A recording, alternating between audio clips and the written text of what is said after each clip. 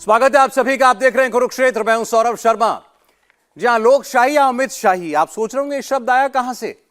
ये शब्द आज इजाद किया है कांग्रेस पार्टी ने। इसके पीछे आज का पूरा एक लंबा चौड़ा प्रकरण है, लेकिन ये कांग्रेस पार्टी पूछ रही है कि देश में अब लोकशाही बची है या फिर अमित शाही लागू हो गई है। अमित शाही सीधा मतलब अमित शाह की मनमानी, ऐसा कांग्रेस का आरोप है। दरअसल कांग्रेस के प्रवक्ता पवन खेड़ा को प्रधानमंत्री को अपशब्द कहने के इल्जाम में आज असम पुलिस ने गिरफ्तार कर लिया, लेकिन पुलिस उनकी रिमांड मांगती उससे पहले ही सुप्रीम कोर्ट ने पवन खेड़ा को अंतरिम राहत दे दी, अंतरिम बेल दे दी। लेकिन पवन खेड़ा का यह प्रकरण मौजूदा दौर की राजनीति का बस एक पन्ना है। हकीकत तो यह है कि आज देश की सियासत सिर्फ एक धुरी पर चल रही है, मोदी वर्सेस एंटी मोदी। या तो आप नरेंद्र मोदी के साथ हैं या फिर आप उनके खिलाफ हैं। सारे राजनीतिक दलों को देख लीजिए, सब धड़ों में बटे हुए हैं। दोनों तरफ के लोगों की तादाद भी कम नहीं है। जब इतने बड़े मुल्क की सियासत सिर्फ एक चेहरे के इर्द गिर्द चलने लगे तो आरोप भी सिर्फ उस चेहरे के नाम पर लगते हैं। इसलिए विपक्ष की डिक्शनरी मोदी के लिए Hitler, dictator, fascist, anti democratic, नफरत का सौदागर, खून का दलाल, लोकतंत्र का हत्यारा, ऐसे तमाम शब्दों से भरी हुई है। और इसी में आज एक नया शब्द आया है, अमित शाही। विपक्ष कह रहा है इस सरकार में बोलोगे तो जेल मिलेगी, चुनाव जीत भी लो तो सरकार खरीद ली जाएगी, आलोचना करोगे तो ईडी सीबीआई आ जाएगी और धीरे धीरे भारत के लोकतंत्र का गला घोंटा जा रहा है। अब ये सारे इल्जाम एक तरफ और चुनाव दर चुनाव नरेंद्र मोदी को मिलता जनता का आशीर्वाद एक तरफ।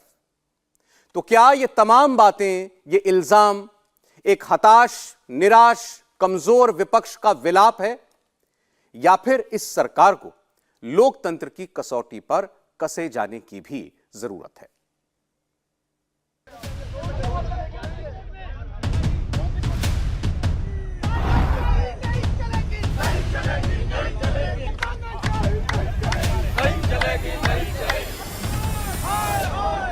एक बार फिर कांग्रेस को देश में लोकतंत्र खतरे में दिख रहा है।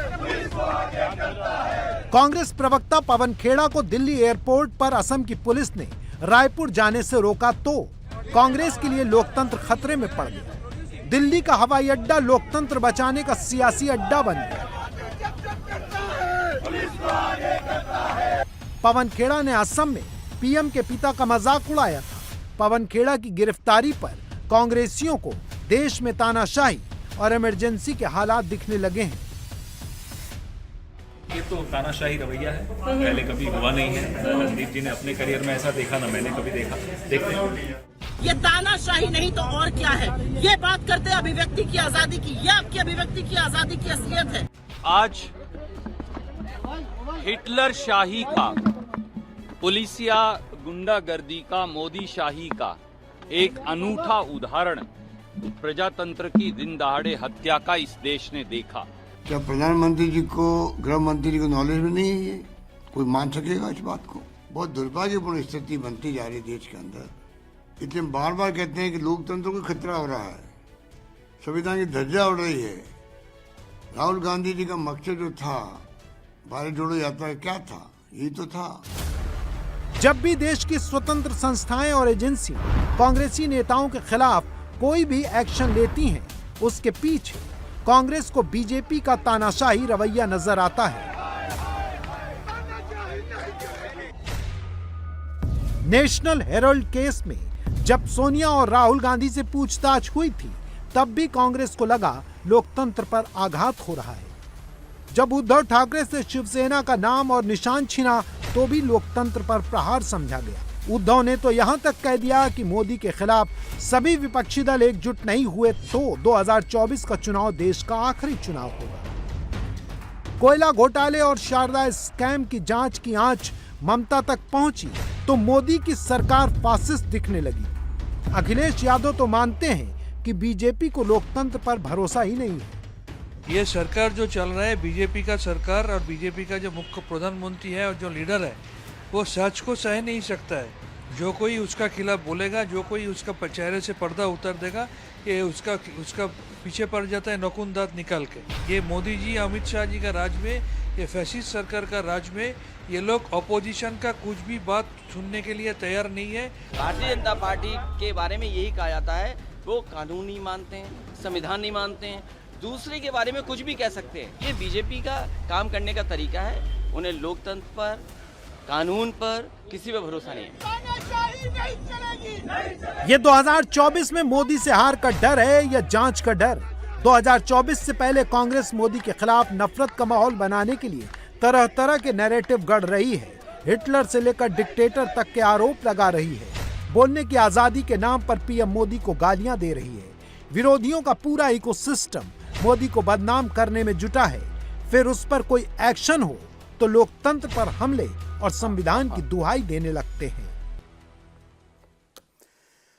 पवन खेड़ा की आज जब गिरफ्तारी हुई तो कांग्रेस पार्टी के तमाम नेता एक सुर में बोले, सुप्रीम कोर्ट में मामला ले जाया गया। पार्टी के अध्यक्ष मल्लिकार्जुन खड़गे ने खुलकर कैसे मोदी सरकार को घेरा, पहले उनकी बात सुनिए। मुझे बहुत खुशी हुई कि सुप्रीम कोर्ट ने उनको जमानत दी और एक तमाचा उनके ऊपर गिरा। ऐसे इंसिडेंट जो फुजूल जनता को भड़काने का काम ये जो बीजेपी सरकार कर रही है, इसका मैं खंडन करता हूँ और ऐसी चीजें डेमोक्रेसी में नहीं होना चाहिए। मेहमानों का स्वागत। आज के कुरुक्षेत्र में मनोज तिवारी जी, लोकसभा सांसद, भारतीय जनता पार्टी के नेता। मनोज जी, स्वागत है आपका। सुरेंद्र सिंह राजपूत जी कांग्रेस पार्टी से हमारे साथ हैं। राजपूत साहब स्वागत है। अनुराग भदौरिया जी समाजवादी पार्टी से हमारे साथ हैं। अनुराग जी का स्वागत है। आनंद दुबे जी हमारे साथ हैं, उद्धव बाला साहब ठाकरे शिवसेना गुट से। बहुत स्वागत है आनंद दुबे जी आपका। और अजय आलोक जी हमारे साथ हैं पॉलिटिकल कमेंटेटर की भूमिका में। अभी हमने जैसे आपको बताया, एक अपडेट मैं और दे दूं कि पवन खेड़ा साहब को अग्रिम जमानत मिल गई है अदालत से और अब वो रायपुर जा रहे हैं, जहां पर कांग्रेस पार्टी का अधिवेशन कल से शुरू होना। और कांग्रेस पार्टी का इल्जाम दरअसल ये है कि उसी अधिवेशन को फ्लॉप करने के लिए या उसमें रोड़े अटकाने के लिए मोदी सरकार ये सारे क्रियाकलाप कर रही है। पहले वहां पर कांग्रेस पार्टी के नेताओं पर रायपुर में छापेमारी की गई, सीएम के नजदीक जो लोग माने जाते हैं उनके ऊपर एजेंसियां लगा दी गई और अब आज पवन खेड़ा को वहां जाने से रोकने की कोशिश हुई। मनोज तिवारी जी, सबसे पहले तो कांग्रेस पार्टी आपसे पूछ रही है, आ गया स्वाद? भेजी थी पुलिस, सुप्रीम कोर्ट ने दे दी जमानत।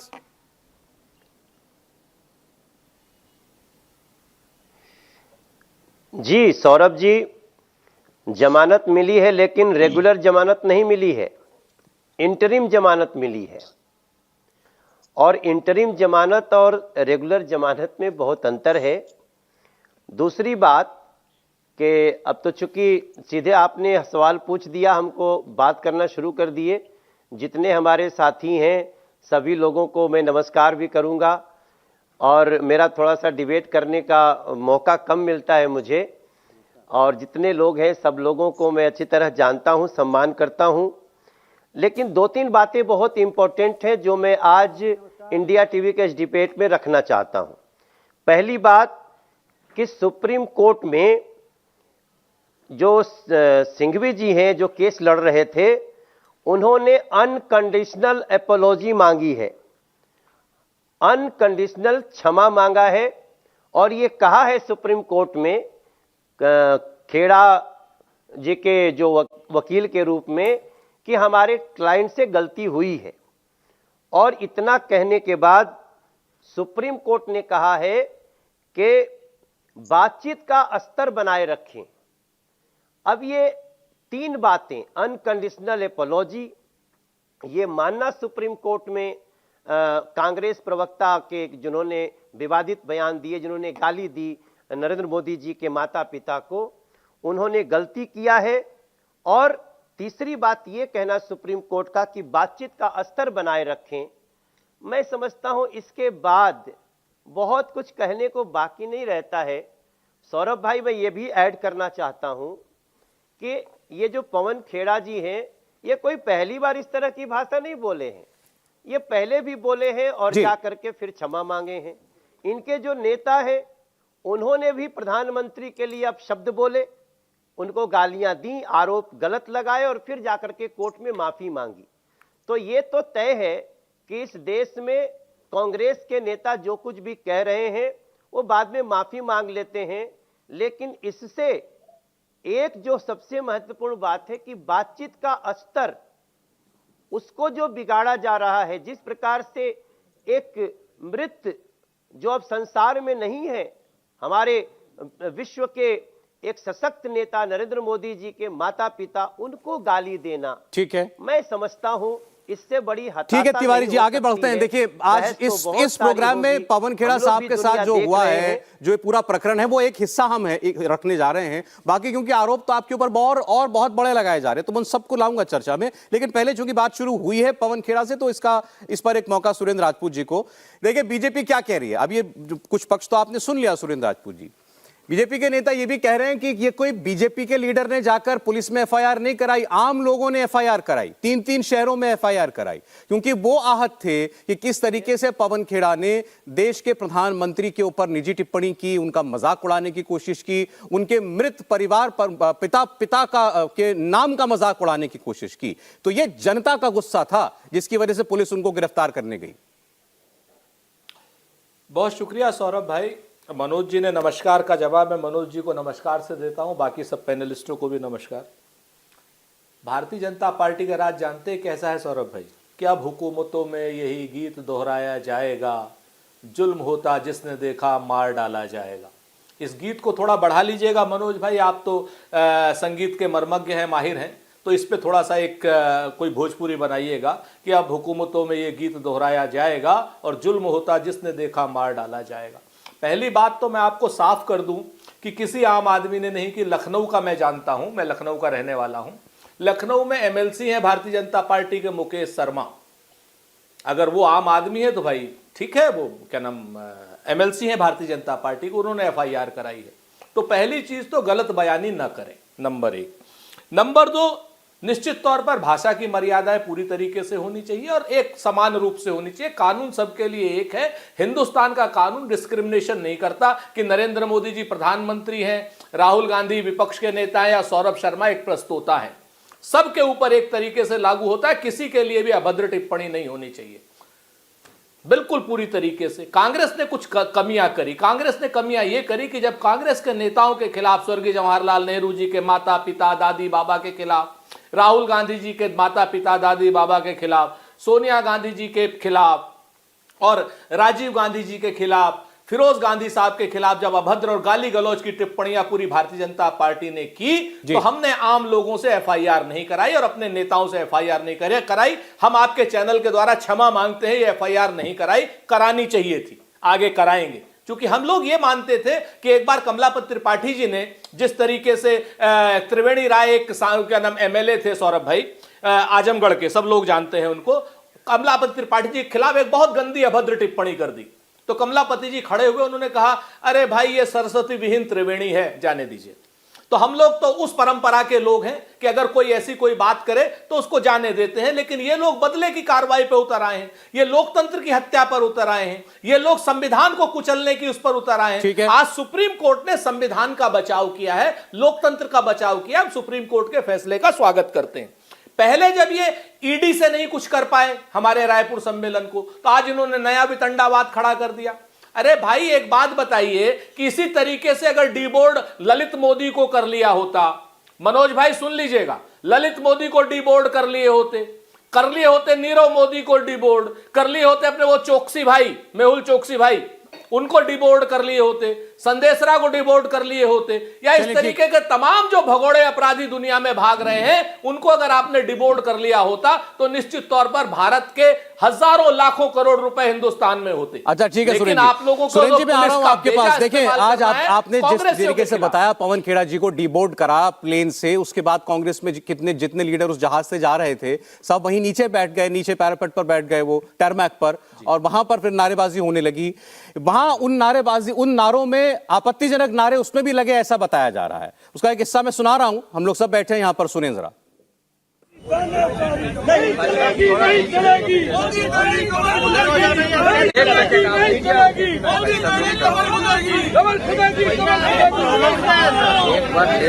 नरेंद्र मोदी हाय हाय, नहीं चलेगी, नहीं चलेगी, नहीं चलेगी, नहीं चलेगी, नहीं चलेगी, नहीं चलेगी, नहीं चलेगी, नहीं चलेगी, मोदी तेरी कमर खुदेगी, कमर खुदेगी, नरेंद्र मोदी हाय हाय, तेरी तानाशाही नहीं चलेगी, नहीं चलेगी, मोदी तेरी कमर खुदेगी। जो लोग पहचाने जा रहे हैं, रणदीप सुरजेवाला साहब तो जमीन पर ही बैठे हुए हैं और नारा जो सुनाई दे रहा है वो है मोदी तेरी कब्र खुदेगी। पहले तो ये चल रहा है तानाशाही नहीं चलेगी, तानाशाही नहीं चलेगी, फिर ये कि मोदी तेरी कब्र खुदेगी। अच्छा, इसमें एक बात मैं कहना चाहता हूं कि ये जो वीडियो है इसको आप देखें तो ये चूंकि जहाज के नीचे लोग बैठे वहां का शूट किया वीडियो है, तो ये वहां जो लोग थे उन्हीं में से किसी ने ये वीडियो बनाया है। वहां कांग्रेस पार्टी के कार्यकर्ता नेता ज्यादा थे, तो ये उसमें सुनाई दे रहा है मोदी तेरी कब्र खुदेगी। अब इस आपने कहा, पवन खेड़ा साहब ने भी कहा कि भाषा की मर्यादा होनी चाहिए। उन्होंने कहा, कोर्ट में कहा कि भाई ठीक है हमसे गलती हो गई। अब ये एक नई बात सामने आई है, मोदी तेरी कब्र खुदेगी का नारा लगा वहां पर। सुरेंद्र जी देखिए, मैं सौरभ भाई बहुत जिम्मेवारी से कहता हूं कि मोदी तेरी तानाशाही नहीं चलेगी, ये बिल्कुल है। मोदी सरकार हाय हाय, मोदी हाय हाय, इस पे कोई, लेकिन अगर मोदी की कब्र खुदने की कोई बात है तो मुझे ऐसा लगता है वीडियो एडिटेड है। और अगर ये वीडियो एडिटेड नहीं भी है, मैं आपको बता दूं, मुझे नहीं मालूम, मुझे जानकारी नहीं है, मैं साफ बताता हूं, लेकिन इस भाषा का इस्तेमाल अगर आप उस समय देखें कि क्या नाम सुरजेवाला जी भी मना कर रहे हैं। अगर किसी आदमी ने ऐसी वो इस्तेमाल किया है तो वो गलत है, बहुत हम स्पष्ट कहते हैं। कब्र खुदने की बात कह रहे हैं या तो ये वीडियो डॉक्टर्ड है और अगर लगा भी है तो हम इसके साथ नहीं है, और रणदीप सुरजेवाला मना कर रहे हैं कि ये नारा मत लगाओ। ठीक है, एक मिनट, मनोज जी भी दिखा रहे थे फोन पर कुछ। जी मनोज जी। हाँ, मैं आपको वही दिखा रहा था कि मेरे पास भी है। अब चूंकि सुरेंद्र भाई ने एक ऐसी बात कह दी कि उसके बाद आगे जाने का कोई बात नहीं है, लेकिन ये फैब्रिकेटेड नहीं है। ये इसमें स्पष्ट रूप से कहा गया है कि मोदी तेरी कब्र खुदेगी, और सुरजेवाला जी के बगल में बैठे हुए व्यक्ति ने कहा है। लेकिन अब चूंकि सुरेंद्र जी ने यह बात कह दी कि अगर वो उसको मना कर रहे हैं, हमारा उनसे ताल्लुक नहीं है, मुझे लगता है ऐसे व्यक्ति को पार्टी कार्रवाई करनी चाहिए। ऐसे व्यक्ति पे जब कार्रवाई करेंगे तब जाकर के पता चलेगा कि कांग्रेस की सोच इस मामले में अलग है। लेकिन आप जो कह रहे हैं, हम उससे भी लगता है कि आपकी भावना का मैं सम्मान करता हूं, लेकिन यह सोच कोई नई नहीं है। मौत का सौदागर भी इसकी पूर्ति करता है, जो कहा गया था। और हमारी बड़ी सम्मानित नेता कांग्रेस की आदरणीय सोनिया जी ने यह बात कही थी। हमारे नरेंद्र मोदी जी के लिए कैसे कैसे शब्द बोले गए हैं, ये सारी चीजें हैं। लेकिन अगर सुरेंद्र जी को लगता है कि नहीं ये गलत है, ऐसा नहीं बोला जाना चाहिए, तो मैं यहां पे चुप हो जाता हूं। लेकिन जो व्यक्ति बोल रहा है, जो दोहरा रहा है, उस पर क्या कार्रवाई होगी ये भी देखने की। बोलिए सुरेंद्र जी, आपने कहा अगर हुआ है तो गलत हुआ है तो फिर कार्रवाई भी कीजिए। मुंह से निकला शब्द तो वापस नहीं आता। मैं दो बातें बड़ी स्पष्ट कहता हूं। मैं साफ साफ कहता हूं कि मैं इस भाषा के साथ, मैंने बहुत साफ कहा, कांग्रेस की भाषा। और ये पहली चीज तो मैं फिर से दोहराता हूं कि एडिटेड वीडियो मुझे लग रहा है, लेकिन अगर नहीं भी तो सुरजेवाला जी मना कर रहे हैं। और निश्चित तौर पर राजनीति में राजनीतिक तमाम नारे लगते हैं, और उन नारों की बात किसी दिन सौरभ जी एक दिन एक साथ कर लीजिएगा तो मेरे ख्याल से बहुत सी चीजें आ जाए। मनोज जी ने भी बहुत अच्छी बातें कही। मैं मनोज जी को याद दिला देना चाहता हूं कि निश्चित तौर पर इस देश में कहते हैं ना कि दुरंगी छोड़ एक रंग हो जा, सरासर मोम या फिर संग हो जा।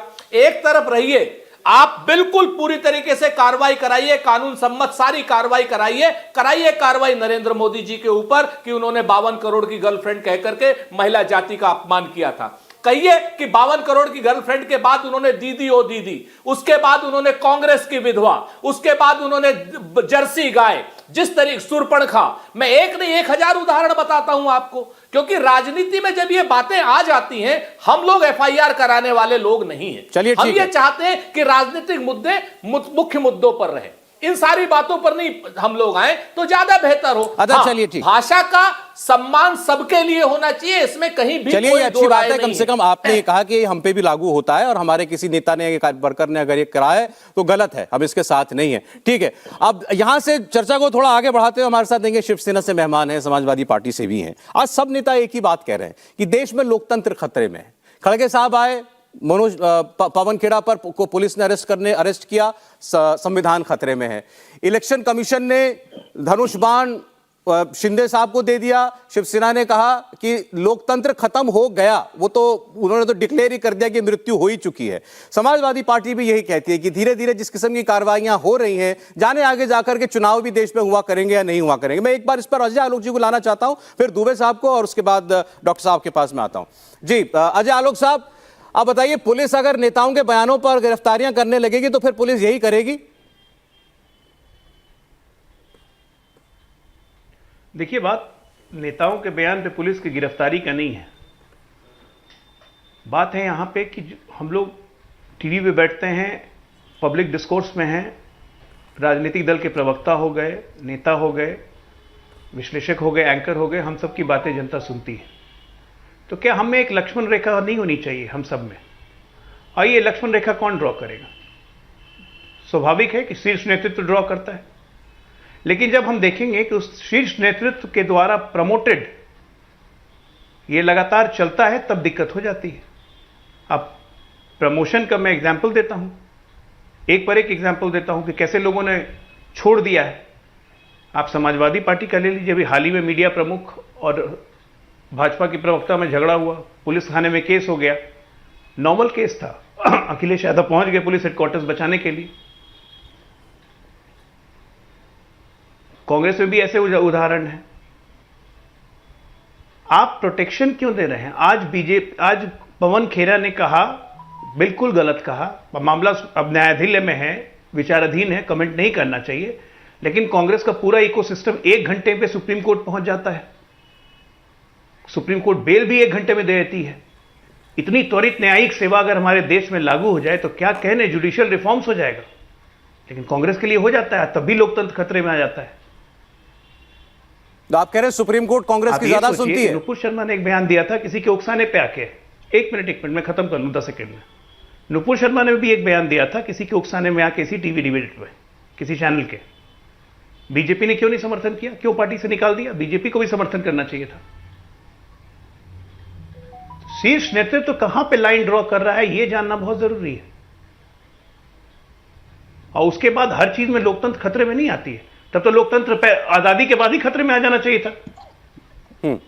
जब मजरूर सुल्तानपुरी को 1 साल के लिए जेल में बंद कर दिया गया था क्योंकि उन्होंने जवाहरलाल नेहरू के खिलाफ पोएम लिखी थी। तो इंस्टेंसेस बहुत हैं, लेकिन अब जरूरी है कि डिस्कोर्स बदलना चाहिए। मैं बिल्कुल सहमत हूं सुरेंद्र जी की बात से कि राजनीति में एक सीमा रेखा होनी चाहिए, कोई भी पार्टी का हो, ये सब पे लागू होता है। ठीक है, चलें, ठीक। अरे मुझे ब्रेक के लिए रुकना पड़ रहा है, उसके बाद दोबारा हमारे 2 मेहमान इंतजार कर रहे हैं। अभी आप कह रहे हैं कि बात बात पर लोकतंत्र पर बात ना ले आए, बात बात पर कहना कहने लगे कि लोकतंत्र खतरे में है, देश में डेमोक्रेसी खत्म होने जा रही है। किस पर इंटरेस्टिंग होगा, मुझे लगता है आनंद जी भी क्या कहेंगे इस पर। छोटा सा ब्रेक, वापस लौटते हैं।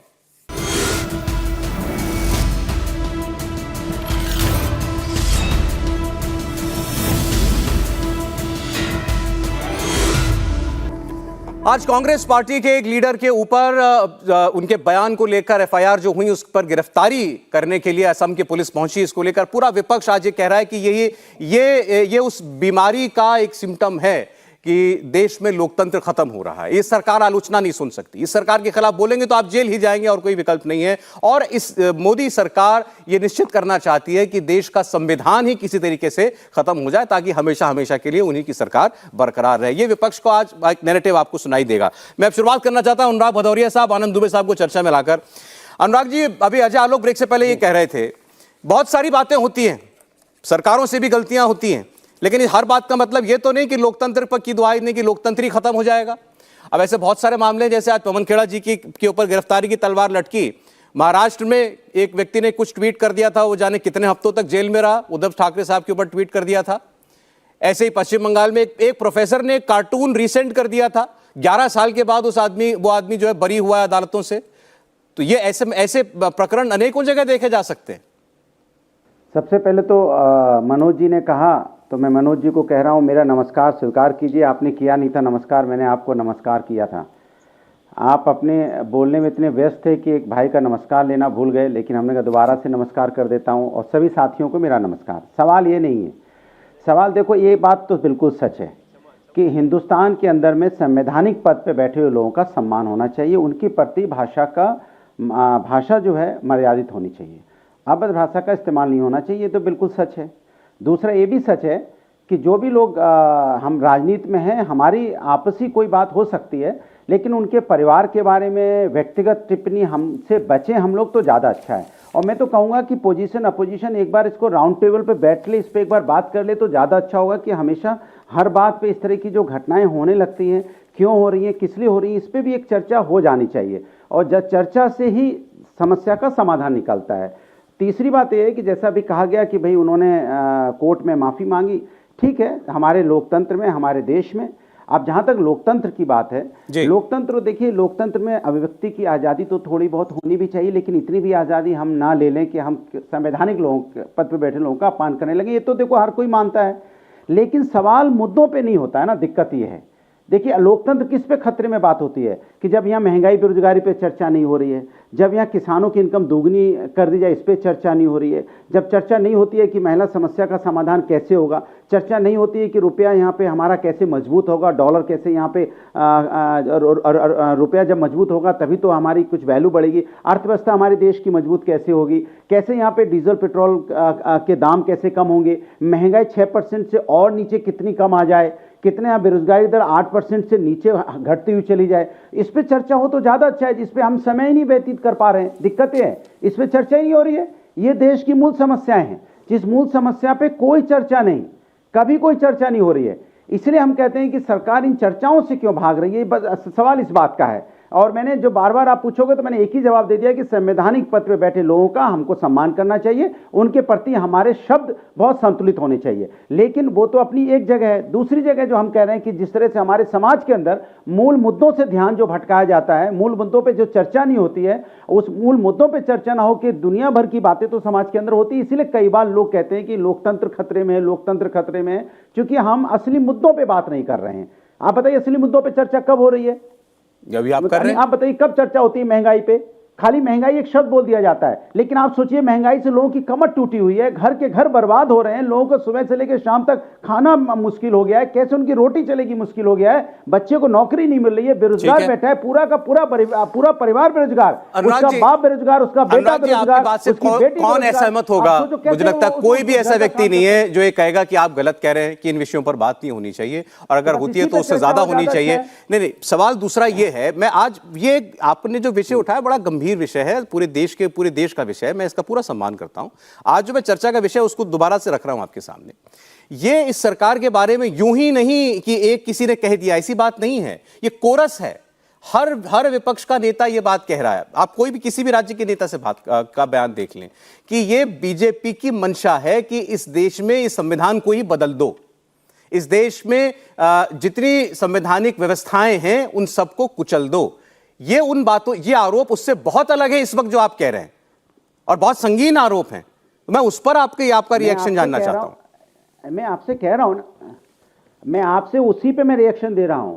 इस समाज के अंदर में, देश के अंदर में जिस दिन महंगाई, बेरोजगारी, युवाओं की समस्या का समाधान, देश की अर्थव्यवस्था कैसे मजबूत हो, इंफ्रास्ट्रक्चर कैसे हमारा आगे बढ़े, देश विकास के रास्ते पे कैसे जाए, कैसे हमारे यहाँ पे लोग संपन्न पूर्वक जी सकें, समाज कितना मजबूत हो, आप देखना सारी बातें बंद हो जाएंगी अगर इस बहस होने लग जाए। अच्छा चलिए ठीक है, मैं अच्छा ठीक है, आज आनंद दुबे साहब यहाँ बैठे हैं, मैं आनंद दुबे साहब से क्या कहूँ, एक सेकंड, आनंद दुबे जी यहाँ बैठे हैं। आनंद दुबे जी की पार्टी का सिंबल और नाम जो है अभी उनके पार्टी से जो गए हैं उनको चला गया है। अब आनंद दुबे जी उस विषय पर बात करना चाहेंगे या नहीं करना चाहेंगे? आनंद दुबे जी ये कहना चाहेंगे कि संविधान खतरे में है या नहीं? उनकी पार्टी में तो संजय राउत साहब ने स्टेटमेंट ये दिया था कि लोकतंत्र खत्म हो चुका, गॉन। आनंद जी नमस्कार सौरभ जी। ऐसी बाणी बोलिए मन का आपा खोए, औरन को शीतल करें आपहु शीतल हों। इसका तात्पर्य है कि हम और आप राजनीतिक और सामाजिक जीवन में हैं, लाखों करोड़ों लोग हमें सुनते देखते हैं, हमारे फॉलोअर भी होते हैं, तो हम तो ऐसी बात करें, ऐसी मर्यादा में रहें कि लोगों को कम से कम हमसे तकलीफ हो। ये हो गई आज के शुरुआती चर्चा का विषय जी। अब आते हैं आपके असली टॉपिक पे, जो बहुत जबरदस्त टॉपिक आपने दिया है, लोकशाही वर्सेस अमित शाही। अब देखिए, हम अगर अपनी पार्टी की बात करें तो मुझे लगता है ये टॉपिक सटीक हमारे लिए ही लिखा गया है। 2014 में हम बीजेपी के खिलाफ चुनाव लड़ते हैं, बाद में हम सरकार बनाते हैं। 19 में क्या होता है कि लोकसभा से पहले अमित भाई शाह जी मातोश्री आते हैं, फिर से एक बार हमारा गठबंधन होता है, हम चुनाव साथ में लड़ते हैं, हम चुनाव जीतते हैं। लेकिन विधानसभा से ठीक पहले एक समझौता, एक करार आपसी होती है कि इतना हुआ तो इतना, इतना हुआ तो इतना, हमारी एक बातचीत हो जाती है। उसके बाद जब चुनाव के बाद हम आते हैं और हम बीजेपी को सत्ता से दूर रख देते हैं, उसी समय से अमित शाह जी का दौर शुरू हो जाता है। वो कसम खा लेते हैं कि किसी भी कीमत पर शिवसेना को खत्म करके ही मैं दम लूंगा, शिवसेना नाम की पार्टी को विपक्ष में रहने नहीं दूंगा। उन्होंने क्या किया, हमारी पार्टी में तोड़ फोड़ फूट डालने का काम शुरू किया। व्यक्तिगत बता रहा हूं, ये मेरी पीड़ा भी है और पूरा देश इसको देख रहा होगा। उन्होंने हमारी पार्टी को तोड़वा दिया, लोकतंत्र की हत्या करवा दी, चुनाव आयोग ने हमारे खिलाफ फैसला दे दिया। आज तक कभी भारत के इतिहास में ऐसा नहीं हुआ है कि टूट कर निकलने वाला एक दल ये कह दे कि ये दल ही मेरा है। दुबे साहब, आप पहली बार बोल रहे हैं और मैं आपको बीच में रोक रहा हूं, माफी चाहता हूं, लेकिन इस वक्त पवन खेड़ा जो है, उनको जब बेल मिली है तो उसके बाद पहली बार बाहर आए। मैं तस्वीर दिखाकर क्या लौट रहा हूं आपके पास। पवन खेड़ा को देखिए, मीडिया के सामने आए, अभी अभी उनको अंतरिम बेल मिल गई है। आपको अपने जो स्टेटमेंट दिया तो कहना है, सच की जो लड़ाई है उस रास्ते में कई बार संघर्ष करने पड़ते हैं। मैं संघर्ष कर रहा हूं, मेरी पूरी पार्टी, मेरे नेता राहुल गांधी जिस तरह से संघर्ष कर रहे हैं, मैं उनकी आवाज़ और लोकतंत्र की आवाज़ मजबूत करने में कोई कसर नहीं छोड़ूंगा। पवन जी, अपने स्टेटमेंट में कुछ कहना है जो काफी नोटिस है जी, सही वक्त पे जो मुझे बोलना होगा बोलना। लेकिन एफआईआर तो उसी के बेसिस पे हुआ, मल्टीपल शहरों में हुआ है, सुप्रीम कोर्ट ने इंटरिम रिलीफ दी है, बट आई थिंक प्रक्रिया पे कोई टिप्पणी नहीं करूंगा। मुझे कानून की प्रणाली पर पूरा भरोसा है, इस देश, इस महान देश के लोकतंत्र पे पूरा भरोसा। Will you be taking back your statement, Pawan ji? As I said, this is a sub judice matter. I will not comment. Okay, thank you. Okay. Pawan Khera media से बात कर रहे हैं, बहुत ज्यादा वो नहीं बोलना चाह रहे उस विषय पर जो जिसकी वजह से आज वो चर्चा में। उन्होंने कहा मैटर सब जुडिस है, न्यायालय के अधीन है, नहीं ज्यादा कहूंगा। सत्य की राह में कई बार संघर्ष करना पड़ जाता है, वही हम कर रहे हैं, हमारे नेता राहुल गांधी भी संघर्ष कर रहे हैं। दुबे साहब, माफी चाहूंगा, 30 सेकंड का जी मैं आ रहा हूं, 30 सेकंड बाद में आ रहा हूं। इस पर एक बार सुरेंद्र जी का रिएक्शन लेकर के मैं आता हूं। सुरेंद्र जी, अभी देखिए अंत में वो क्या बोले। उन्होंने बोला मुझे इस महान देश की न्याय व्यवस्था पर और इस महान देश के लोकतंत्र पर पूरा भरोसा है। आप कह रहे हैं लोकतंत्र ही खतरे में। निश्चित तौर पर पवन जी ने जो कहा वही तो मैं शुरू से ही कह रहा हूं सौरभ भाई। हमें इस देश के लोकतांत्रिक प्रणाली को बचाने के लिए न्याय तंत्र पर और संविधान पर पूरा भरोसा है। संविधान को जो कुचलने की भारतीय जनता पार्टी ने कोशिश की थी अपने बुलिंग तंत्र के द्वारा, अपने बहुमत के अभिमान के द्वारा, अपने राज्य के मुख्यमंत्रियों के गैर कानूनी गैर संवैधानिक कृत्य के द्वारा, उसी को तो सुप्रीम कोर्ट ने रक्षा की है आज। तो हम तो आप इस बात को तो मानते ही हैं। और भारतीय जनता पार्टी के लोग जैसे बात करते हैं, या अभी अजय भाई ने एक बड़ी महत्वपूर्ण बात करी, उन्होंने भी कहा कि साहब सभी लोगों का मर्यादा का सम्मान होना चाहिए। उन्होंने कांग्रेस की तो सारी चीजें गिला दी, विपक्ष की, लेकिन वो भूल गए कि नरेंद्र मोदी जी ने क्या कहा, साक्षी महाराज ने क्या कहा, गिरिराज सिंह ने क्या कहा। वहां उनका मति भ्रम हो जाता है, जाकर के वही बात आ जाती है ना कि दुरंगी छोड़ एक रंग हो जा, सरासर मोम या फिर संग हो जा। अजय भाई बहुत अच्छे इंसान हैं, राजनीतिक विश्लेषक हो जाइए, ईमानदारी से दोनों तरफ की बात कीजिए। चलिए वो जवाब दे देंगे अपने बारे में। अब यहाँ से चूंकि पवन खेड़ा जी का रिएक्शन आ गया तो हम यहाँ पर आए, वरना चर्चा आगे बढ़ गई थी। अपनी बात पूरी कीजिए आनंद जी। जी, हम ये कह रहे थे कि हमारी पार्टी को हड़पने की कुछ लोगों ने साजिश की, उसके बाद चुनाव आयोग ने पता नहीं किसके दबाव में हमारे खिलाफ फैसला दिया। फिर भी हम बार बार कह रहे थे कि हमें भारत के संविधान पर पूरा विश्वास है। हम सुप्रीम कोर्ट गए, थोड़ी सी ही सही, लेकिन हमें वहां राहत मिली। ये हो गई दूसरी बात। अब देखिए कि एक तरफ हमारी पार्टी और हमारे नेता प्रधानमंत्री जी के सामने यशस्वी प्रधानमंत्री शब्दों का प्रयोग करते हैं। कल एक निजी चैनल के कार्यक्रम में हमारे नेता आदित्य ठाकरे जी से पूछा गया कि देवेंद्र फडणवीस जी आपके शत्रु हैं, तो उन्होंने जवाब में कहा नहीं, हमारी वैचारिक लड़ाई जरूर है लेकिन वो मेरे शत्रु नहीं है। आज भी अगर कहीं मिलते हैं तो मैं मुस्कुरा के उन्हें प्रणाम करता हूं। देखिए मर्यादा, देखिए दोनों दलों में, एक तरफ अमित शाह जी व्यक्तिगत बदले के कारण हमारी पार्टी को खत्म करने पे उतारू हैं, और दूसरी तरफ हम सब आज भी उनके लिए आदरणीय जैसे शब्दों का प्रयोग करते हैं। तो आप मुझे बताइए, आप क्या ये कहना चाहते हैं कि आपके और बीजेपी के बीच आपकी तरफ से तो केवल मतभेद है लेकिन बीजेपी की तरफ से दुश्मनी है? 100% भारतीय जनता पार्टी ने कसम खा रखी है कि बाला साहब ठाकरे जी की शिवसेना को पूरी तरह समाप्त मनोज तिवारी जी जवाब दे दूंगा। क्योंकि बिहार में जेपी नड्डा साहब ने भरे आप विपक्ष को खत्म करना चाहते हैं, विपक्ष को अपना दुश्मन मानते हैं।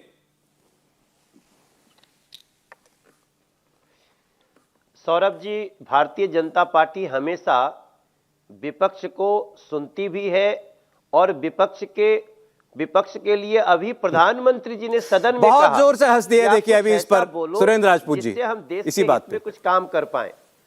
अब देखिए, आज सुप्रीम कोर्ट ने रिफ्यूज कर दिया।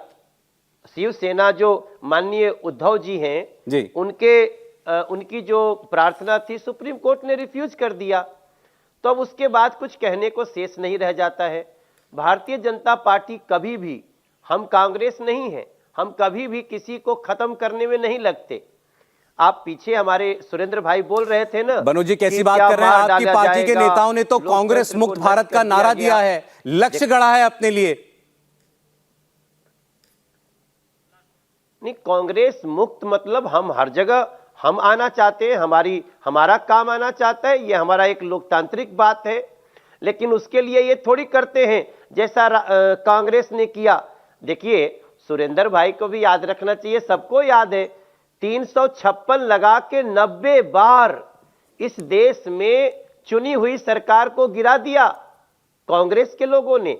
सुरेंद्र भाई को शायद बोलते समय ये याद नहीं रहता होगा। क्या 1975 भूल जाएगा? क्या इमरजेंसी भूल जाएगी?